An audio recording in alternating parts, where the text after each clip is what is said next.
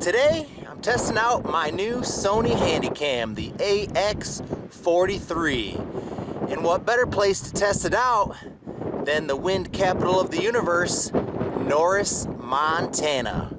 I'm going to be comparing it against my old Sony Handycam that I've had for about 5 years. So, let's do this thing. Alright, so my first test is going to be a zoom in on this beautiful horse that I happened to find the other day. As you can see, the footage from the old camera, which is in HD, is on the left.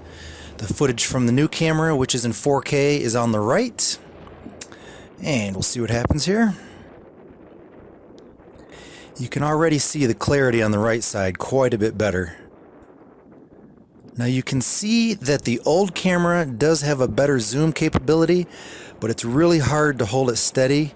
And I'll actually lock the picture in. You can see the clarity is not really that great. So I'm really impressed with the 4K capabilities of my new camera so far.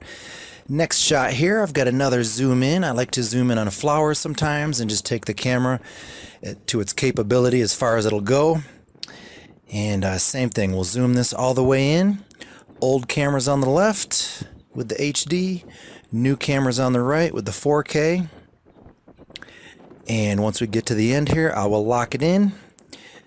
And once again, you can see the old camera does zoom a little bit better, but the clarity is not nearly there. But the 4K shot on the right side is just amazing. The next one here, I'm actually going to zoom out from these beautiful birds that I found here at the campground. I'm not even sure what kind of birds they are.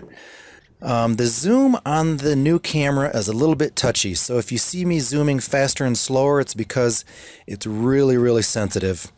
But you can see the left side is fairly pixelated, whereas the new camera on the right side is quite a bit clearer. And I'll go ahead and lock this photo in as well. If you want to take a look, the grains of grass is really where you can see the pixelation on the left, but not so much on the right. So this next one's going to be another zoom out, and as you can see, the old camera zooms in quite a bit better, but it's actually hard to keep it steady when it's zoomed that far out. You can see on the right side here, super steady shot all the way back. The color does seem to be a bit different from the left side to the right side as well, but again, much clearer with the 4K footage. With the AX43. So I'll lock this one in as well. Boom, you can kind of see much clearer image on the right side. Alright, sound test. Next two clips. I'm going to keep it quiet.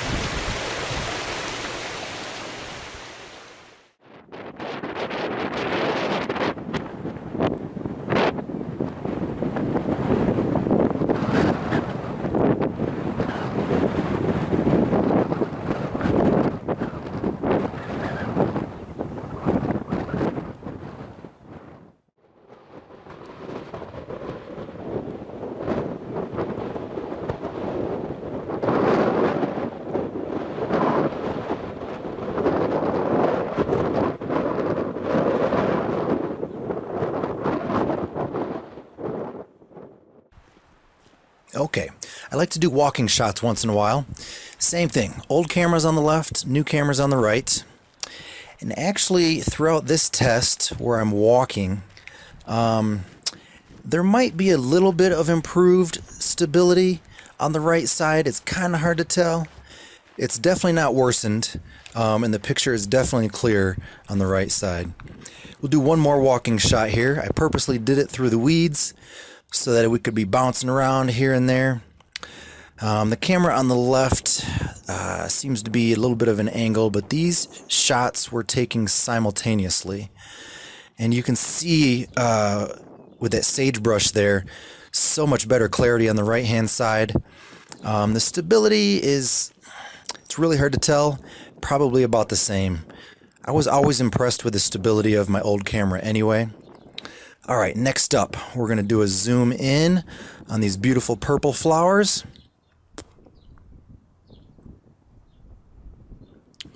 And already you can see the clarity is quite a bit better on the right side. And once again, at the end of this clip, I will hold the footage still so you can see exactly what the capabilities are. And we'll lock it in.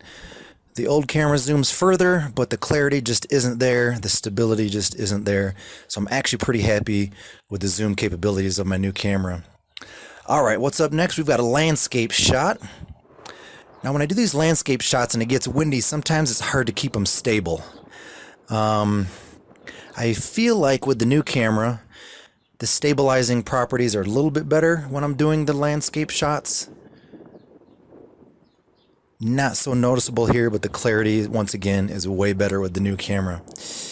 What do we got next? We've got a zoom out on this shot here.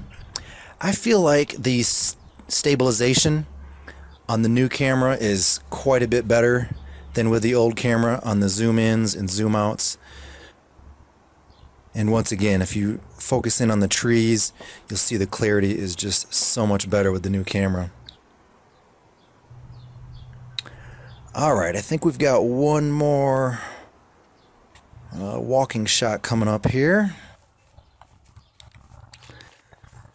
This is a little bit of a weird walking shot, kind of walking down the gully here. Once again, it's hard to tell if the new camera is more stable.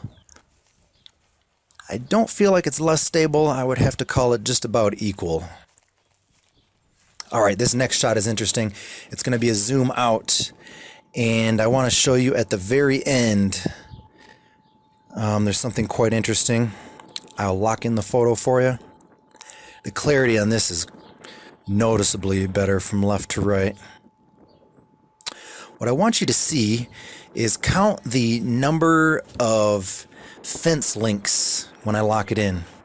There appears to be a bigger field of view with the new camera. See, on the left side I've got 1, 2, 3 fence links. On the right side I've got 1, 2, 3, 4 fence links.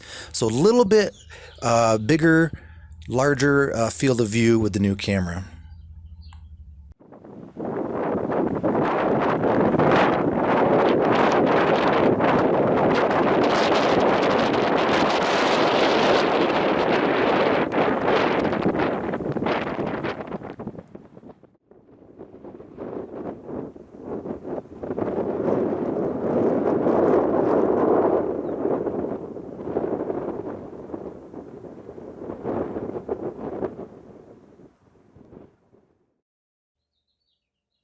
All right, let's talk about the specifications.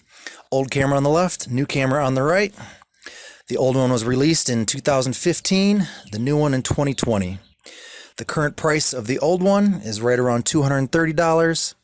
Current price on the new one is right around $950. And as you're aware, the old one records in HD, the new one records in 4K. The old one has a little bit better zoom capabilities at 30 times versus the new camera. The capabilities are at 20 times. A few more things I want to talk about here that were noticeably different. So the old camera comes in at a weight of 6.7 ounces. The new camera comes in at a weight of 21.2 ounces, making it almost 3 times heavier. Now let's talk about the size. Sometimes size does matter. The old one is approximately 2 inches by 2.5 by 5, whereas the new one is about 3 inches by 3 by 7, putting the volume at about 27.5 cubic inches on the old one and 64.2 cubic inches on the new one, making it a little bit more than 2 times larger. So I wanted to kind of highlight a few things here. All right, my thoughts regarding the new camera. Number one, the zoom control is very touchy. I was actually able to control the zoom on my old camera just a little bit better. Number two, it is heavier and bigger, and it feels very clunky at first. I think I'll get used to it, but I was actually quite disappointed when I opened the box and saw how big it was. The third, clarity is noticeably better with the 4K.